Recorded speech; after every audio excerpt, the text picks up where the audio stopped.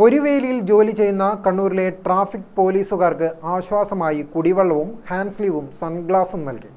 City police commissioner P Nidhin Raj വിതരണോദ്ഘാടനം നിർവഹിച്ചു. Additional SP. KV. Venugopal വിശിഷ്ടാതിഥിയായി.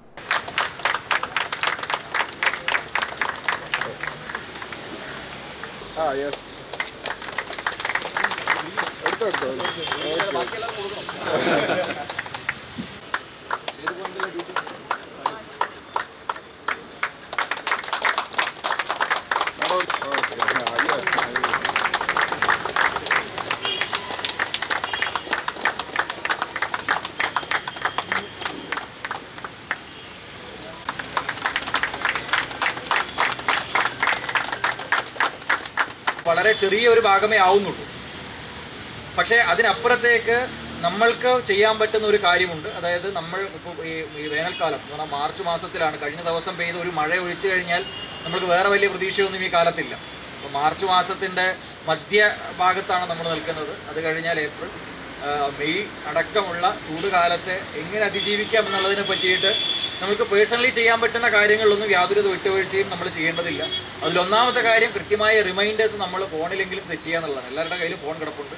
അതായത് കൃത്യമായ ഇടവേളകളിൽ ഒരു അലാം വെച്ചുകൊണ്ട് ആ റിമൈൻഡേഴ്സിൻ്റെ സമയത്തെങ്കിലും വെള്ളം കുടിക്കുന്നതിന് ഓർമ്മിക്കുക. കാരണം നമ്മൾ പലപ്പോഴും ദാഹമുള്ള ആൾക്കാരൊന്നുമല്ല.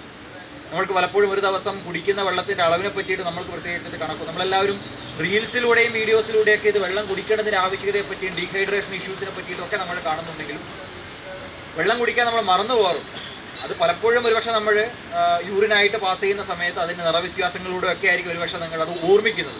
എന്നാൽ പിന്നീട് വീണ്ടും ആ ഡീഹൈഡ്രേഷൻ്റെ കാര്യങ്ങളെ പറ്റിയിട്ടൊന്നും പലപ്പോഴും മനസ്സിലാക്കാത്ത പോകുന്നൊരു സാഹചര്യമുണ്ട്.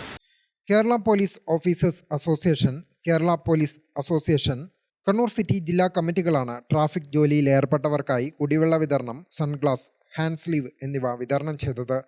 ട്രാഫിക് പോലീസ് സ്റ്റേഷനിൽ നടന്ന ചടങ്ങിൽ KPOA സെക്രട്ടറി കെ രാജേഷ് അധ്യക്ഷനായി.